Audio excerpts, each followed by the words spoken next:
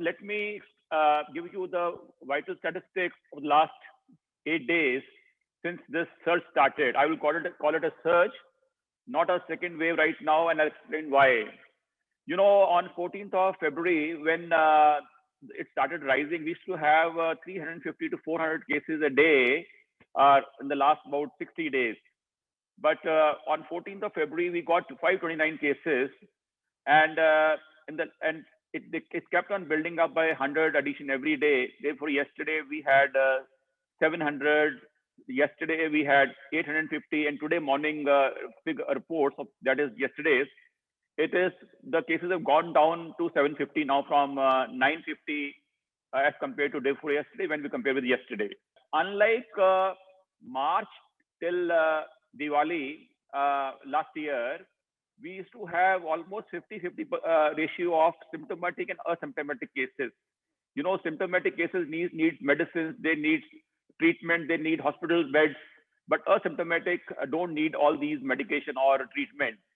And against 50-50 ratio, this new strain of virus which has come in, it is producing almost 85% asymptomatic, which means only 15% need medication or they need to go to hospital as per the last 8 or 9 days of figures available to us on an average. Like for example, today morning when I got yesterday's figure, we got a figure of 750, out of which only 100, to be very precise, 108 are people who would ultimately go to hospital beds as per the list, although the list is 750.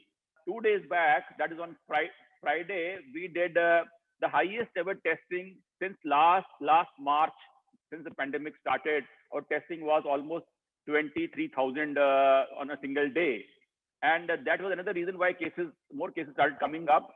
It is very important that next 15 days are going to be very critical for Mumbai as how things unfold. Yesterday evening, Honorable CM Sir had undertaken a Facebook address to all our 125 million people in Maharashtra, and he made amply clear that the government is strictly against lockdown, and the government doesn't want lockdown at all. And even at BMC, we don't want lockdown at all. The virus load has gone down in the slums, whereas the entire additional load is coming from the middle class, the rich, and the super rich. And their field buildings have gone up by almost 400 buildings in the last 7-8 days.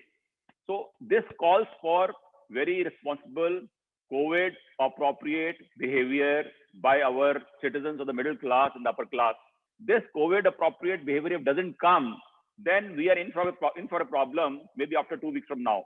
We fined 16,400 people in BMC for not wearing masks, and we collected almost 33 lakh rupees. And this is the highest ever figure since the last 10 months. And I have given a target to all my team that we must at least fine 25,000 people every day not wearing masks to enforce this mask regime. We are not planning even a single new restriction. Let me make it very clear.